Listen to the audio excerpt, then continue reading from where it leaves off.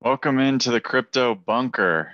Today we're going to be talking about what the heck is going on in these markets. And I wanted to start just by looking at the Aave chart because my goodness, I mean, guys, I haven't given you an update on Aave in a while. Obviously, I have been bullish on Aave. And this just doesn't look good. There's really nowhere to even draw this thing. I mean, but what I'm gonna do, I think that what happened is we broke down instead of breaking out, and we can see that here. We broke the trend line that we've sort of been following for a while. But you know what? That's not necessarily a bad thing. And sometimes when charts in crypto, particularly, look the absolute worst, is actually when it might be good. Okay.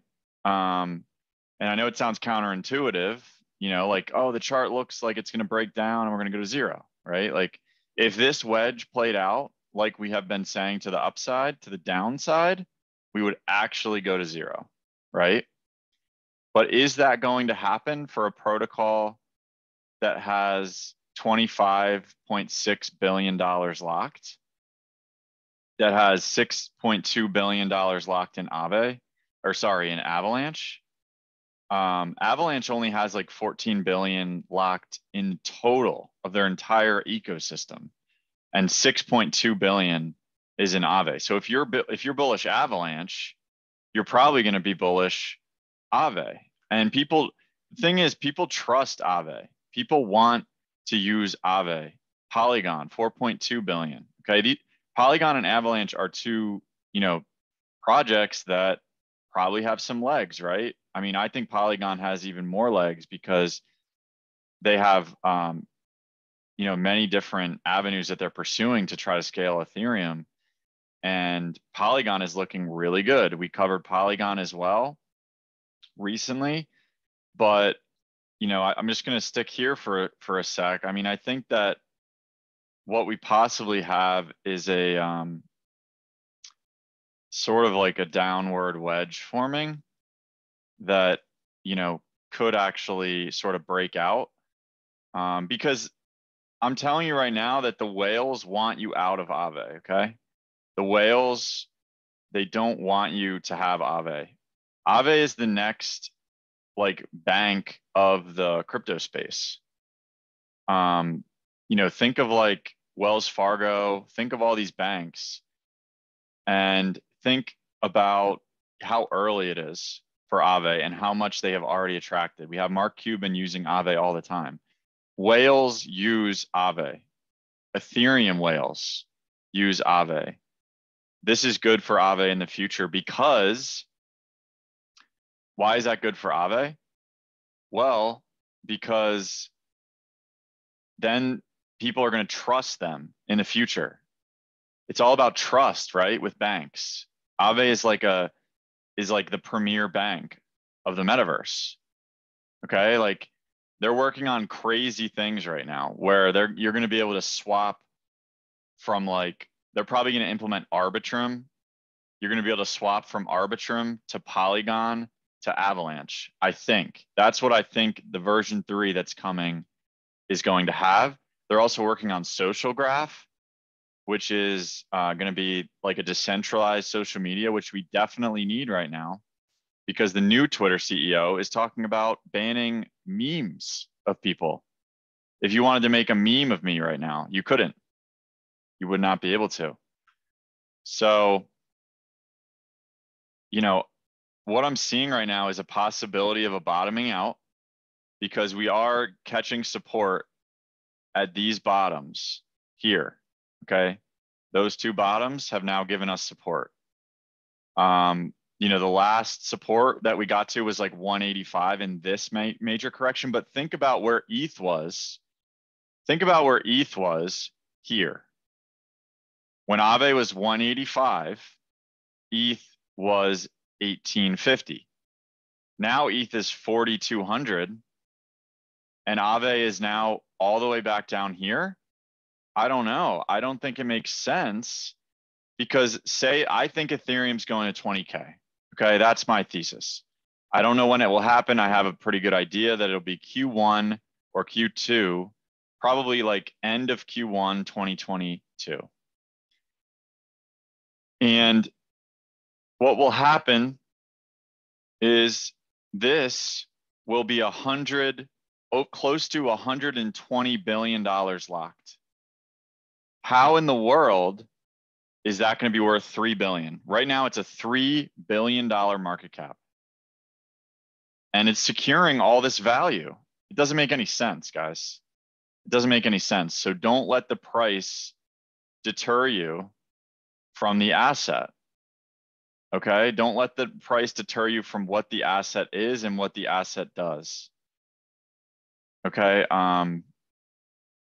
Let's look at Ethereum because I think that wedge sort of has, shown us, something a little bit different, right? The Ethereum is a totally different animal than Aave. The DeFi, I'm personally calling the Ethereum DeFi OG bottom. Okay, but let's take a look at this. I'm not saying these are exactly the same. Okay. I was going to post this on Twitter, but I don't even think it makes sense. I wanted to actually be able to talk about it. So what we have is we went down similar to this, right? From the high. We came up here. We went down here. We came up, we went up here. We came down. And now we went up. So that's kind of like here. And now we're actually getting an extra down. Okay, an extra down. Now, what does that mean? I personally think that it could be bullish because there was definitely people who were trying to leverage this candle here, right? These candles. So we're getting the shakeout that we never got here. And we got all the way up to 4,800 from 3,200, which is like, maybe a 35% gain, something like that. Maybe something like that.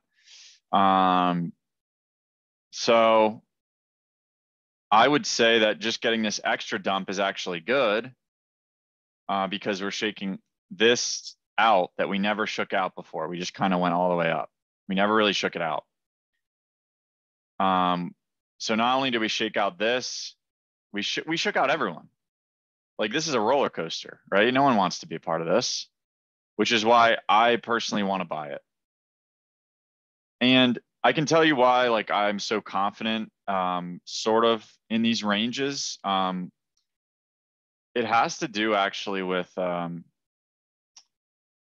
Keith McCullough, and you guys may have heard him. He had a pretty heated discussion with Michael Saylor back in the day about Bitcoin and about how he has a process, right? Keith McCullough has a process, and he's been one of the most successful hedge funds, in the world, really, for the past couple of years. And I subscribed recently to his macro show, which it's pretty cheap actually. And I think that these next 6 months, if you're ever going to subscribe to a show like that, this is the time to do it.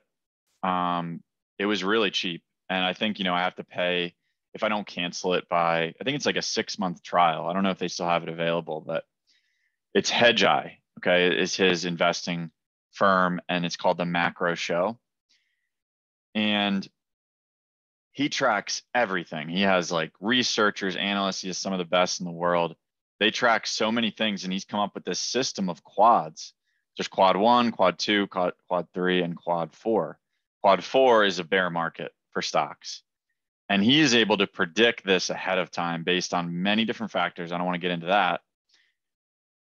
But he's been very successful at this. And right now he's calling for quad 1, which isn't quad 4. And it's called the Goldilocks because interest rates kind of go sideways. And,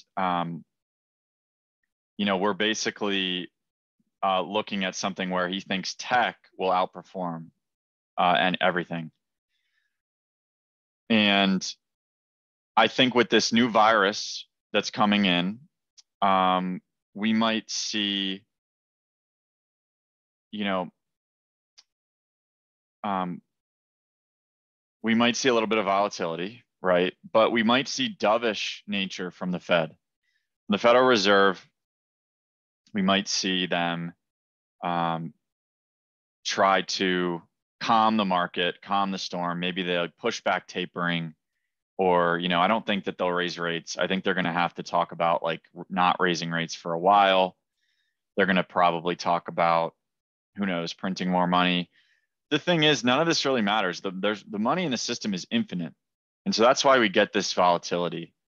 And I think that we genuinely live in an up-only environment because you can't be in cash, but there's all this money out there. So where are you supposed to go? You have to be selling and then buying. And people, it's like a rush to buy when these things play out. And so again, if we could go down to like 3,800 or, one of this level, and it's funny because Bitcoin is actually, I'll show you guys at this level. So ETH has just been outperforming since, since really like a long time ago at this point. But again, I'll show you the levels that I look at. So 3,800 for that trend line. And then for the deepest, like if we went into a bear, I think maybe around like 26, it depends how long it takes to play out, but, maybe, 2,600 would sort of be a bear market low. And that would be like a 60% correction, which would be similar to this whole thing playing out. So if we got another one of those, let's see if we can like draw it out here and see if it would match up. It goes a little farther here. It goes to 24, but that's pretty solid to me of a comparison. And, everyone on Twitter is like yelling, "Oh, this is crazy. Like, the chart looks terrible." And I think that the thing is like, yeah, Bitcoin might look bad. But sometimes when it looks bad, those are the times to buy. And we'll take a look at Bitcoin here because I think it's important, obviously, still to the market, even though I don't think that it's necessarily going to outperform or do anything like that. But, we barely, we kind of use this support here. So we didn't really touch it. We're sort of hanging off a cliff. But we're in sort of a similar thing to Aave, where it's like these wedges that play out in crypto, and they played out, pretty substantially. And then usually when it looks bad, we're sitting on a trend line of importance. This is even a bigger version of this, so expect even more. But look, I mean, we've had 3 of these sort of play out here. And I would say even that like this is the biggest one. So if we're looking at that, we could sort of see like another one of these moves. So if we just had another one of these move, like this actually looks almost exactly the same as this. If you look at it, right? We went up, we went down, we went up, down, up. And then look, we have that little spike too. We have this like same spike. We have another, I don't know, a little spike, and then we sort of come down. And we're touching the trend line, and we could mess around here for a little and then pop.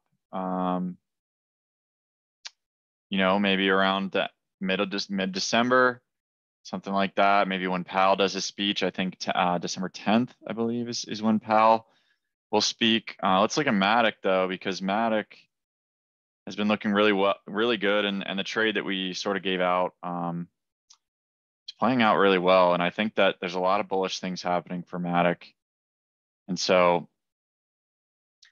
we didn't even really get down to that trend line. And now we sort of broken out of, this. I mean, we breached almost all-time highs, right, on the daily. We didn't close above it, but we're closing really well. And I think on the weekly time frame, we're gonna close an all-time high. It looks like to me. So just looking at on the weekly, that looks really bullish. So again, our targets were around 380. I think that's pretty conservative, actually, to be honest. In a maybe 3 to 6 month time frame, I think Matic could outperform ETH. I think it's one of the only things that could outperform ETH. So those are the things I'm looking at. I've talked about DG as well. They just did their token swap. So you can actually go to Decentral Games /DG/migration, and you can swap your Polygon DG to this. So, and then you can actually swap for XG. Okay, so that's pretty sweet. I'm gonna do it because I'm gonna be able to earn interest now on Decentral Games on Polygon, which is sweet. So I'm totally about to do that. So yeah, I hope you guys, follow me on Twitter. If you don't, Crypto Bunker @crypto_bunker. I love the Smiles verse VRs. I think that's undervalued right now. If you're looking for NFTs, none of this is financial advice, obviously. But yeah, if you're looking for NFTs, like I think there's really no other project I can think of that, like long term, if you have a long term view on it. I also think Stoner Cats is one I would look at personally long term. I mean, but I think Smiles is honestly sort of the GOAT, to be honest. I mean, I love it. So check me out, subscribe if you haven't, and we're gonna be okay, guys. I want to be the calming sort of voice of reason in these crazy times. So we're gonna be good. I'll even throw in another gem if someone's still here. Zoom. I actually think a lot of these tech names have bottomed. So check out Zoom. None of this is financial advice, obviously, but if you look, it's 80% down from the all-time highs. It's a $53 billion company right now, and I think it's like more than just a video service, but everyone uses it. It's like the top video conferencing service in the world, which I think in the metaverse and in the digital world that we're going into is going to be a huge player. So yeah, I mean, Keith McCullough, of Hedgeye is a big. He's very long the Nasdaq. It's his #1 long for quad 1, which is tech heavy. So hopefully you guys got something out of the video. Like, subscribe. Talk to you guys later.